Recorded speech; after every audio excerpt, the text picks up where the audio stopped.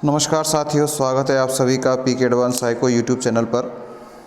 जैसा कि आप बैनर देख रहे हैं, बीएड परीक्षा द्वितीय वर्ष सेकंड ईयर और पेपर 15वां, जिसका नाम है निर्देशन एवं परामर्श।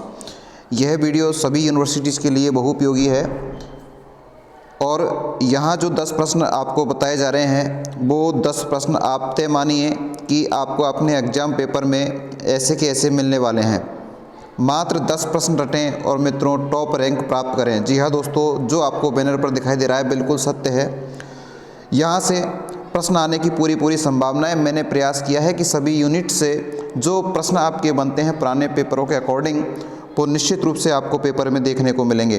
तो इन प्रश्नों को और इन प्रश्नों के डिस्क्रिप्शन को अगर आप देखना चाहते हैं तो सबसे पहले हमारे चैनल को सब्सक्राइब कर लें, लाइक कर लें, ज़्यादा से ज़्यादा अपने मित्रों को शेयर करें ताकि सभी वीडियो आपको आसानी से मिल जाएं। बेल आइकन दबा लें ताकि सभी नोटिफिकेशन आपको मिल जाएं। दोस्तों, बिना समय गंवाए स्टार्ट करते हैं अपनी क्लास को।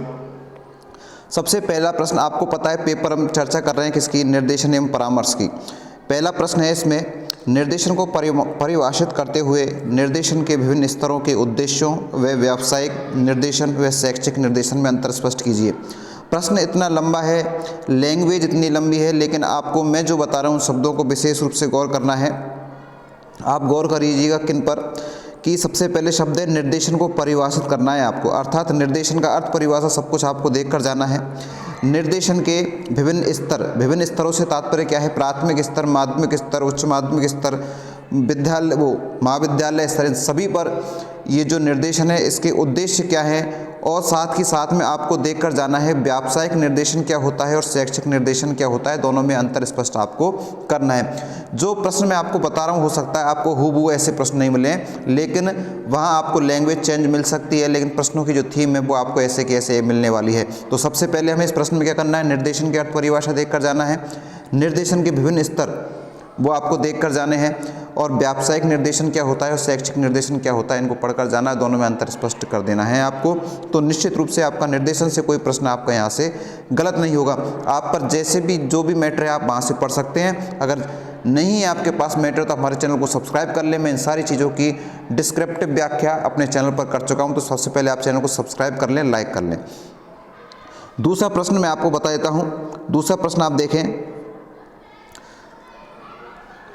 छात्रों में निर्देशन की क्यों आवश्यकता है और निर्देशन के विभिन्न सिद्धांतों का वर्णन कीजिए। दूसरा प्रश्न निर्देशन से ही संबंधित है, निर्देशन की क्यों आवश्यकता है, अर्थात जो विद्यालय के छात्र हैं या किसी भी स्तर की बात कर सकते हैं, प्राथमिक, माध्यमिक या कॉलेज स्तर पर, उनको निर्देशन की आवश्यकता क्यों है और निर्देशन के विभिन्न सिद्धांत कौन कौन से उनका वर्णन आपको करना है। दूसरा प्रश्न आपका ये है। तीसरे प्रश्न पर मैं आपको लेकर चलता हूँ। तीसरा प्रश्न आपके सामने स्क्रीन पर है।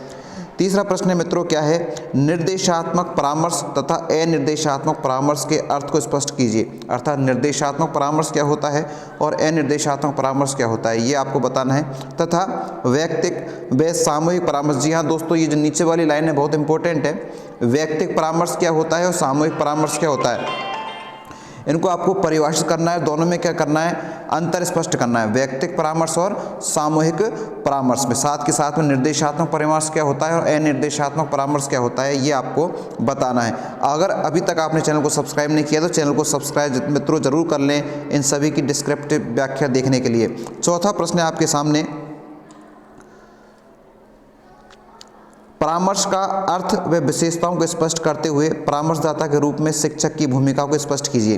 परामर्श का अर्थ एवं विशेषताओं को स्पष्ट करते हुए परामर्शदाता के रूप में शिक्षक की भूमिका को स्पष्ट करना है। अर्थात पहले हमने निर्देशन को देखा, अब बात करते हैं परामर्श की। परामर्श का अर्थ परिभाषा आपको देखकर जानी है, परामर्श की विशेषताएं आपको बतानी है, साथ के साथ में परामर्शदाता के रूप में शिक्षक की भूमिका को स्पष्ट आपको करना है कि एक शिक्षक किस तरह से बालकों को परामर्श दे सकता है, उसकी भूमिका किस तरह की होती है। ये 4 प्रश्नों की चर्चा हमने कर ली है। पांचवा प्रश्न आपको देख रहा है, पांचवा प्रश्न क्या है, देखिए, व्यक्तित्व मापन की कौन सी विधियां हैं। व्यक्तित्व मापन की विधियों के बारे में आपको पढ़ना है। व्यक्तित्व मापन की कौन कौन सी विधियां हैं, व्यक्तित्व मापन विधियों का शैक्षिक व व्यावसायिक निर्देशन में क्या महत्व है, ये आपको देखना है। तो ये 5 प्रश्नों की चर्चा हमने कर ली, अर्थात आपका आधा पेपर न्यूज़ से इसलिए यहाँ से सॉल्व हो चुका है। अगर आधा पेपर आपने पढ़ा है तो 50% आपके नंबर कहीं नहीं गए हैं। नीचे के 5 प्रश्नों को देखने के लिए बिल्कुल आप चैनल को सब्सक्राइब करें, लाइक करें, बेल आइकन दबाएं तथा क्लास कैसी लगी इसके लिए कमेंट्स आप करते रहें। छठा प्रश्न आपके सामने आ चुका है। 6 नंबर का प्रश्न, बुद्धि को परिभाषित करते हुए इसे कैसे मापा जा सकता है। बुद्धि को परिभाषित करना है, बुद्धि क्या है, बुद्धि को कैसे मापा जा सकता है, बुद्धि परीक्षणों के निर्देशन और शिक्षा में क्या उपयोगिता है।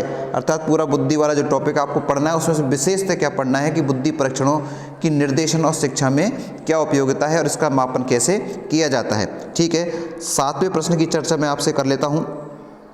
7वां प्रश्न आपके सामने,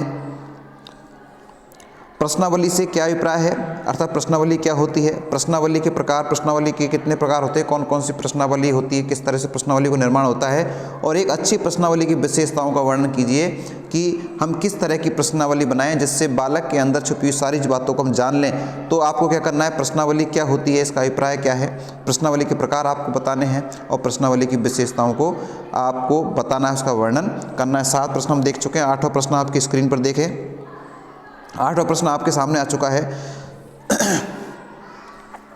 8वां प्रश्न है, साक्षात्कार विधि से आप क्या समझते हैं। साक्षात्कार विधि के मुख्य तत्वों, विशेषताओं, उद्देश्यों तथा प्रकारों का वर्णन कीजिए। साक्षात्कार विधि से आप क्या समझते हैं, अर्थात साक्षात्कार क्या होता है, साक्षात्कार विधि के मुख्य तत्व कौन कौन से हैं, उसकी विशेषताएं कौन कौन सी है, उद्देश्य तथा प्रकारों का वर्णन आपको करना है। ओवरऑल आपको साक्षात्कार को पूरा पढ़कर जाना है। निश्चित रूप से संभावनाएं हैं कि प्रश्न आपको निश्चित रूप से मिलेगा। 8 प्रश्न कर चुके हैं। 9वां प्रश्न आपको मैं बता देता हूँ। 9वां प्रश्न देख लीजिए आप जल्दी से, क्योंकि आपका समय नहीं है, जल्दी मैं आपका समय भी नहीं लूँगा, जल्दी से आप देख लीजिए। 9वां प्रश्न है। 9वां प्रश्न कह रहा है, रुचि को परिभाषित करना है। रुचि, इंटरेस्ट, रुचि परीक्षण का निर्देशन में उपयोग बताते हुए, किसका, रुचि परीक्षण का निर्देशन में उपयोग बताते हुए रुचि की विशेषताओं तथा प्रकारों का वर्णन करना है। रुचि क्या है, रुचि परीक्षण का निर्देशन में उपयोग क्या है, रुचि की विशेषताएं क्या हैं और रुचि के कौन कौन से प्रकार होते हैं, ये आपको पढ़कर जाना है 9वें प्रश्न में। और मात्र हमारा लास्ट प्रश्न बचा है 10वें नंबर का जो प्रश्न है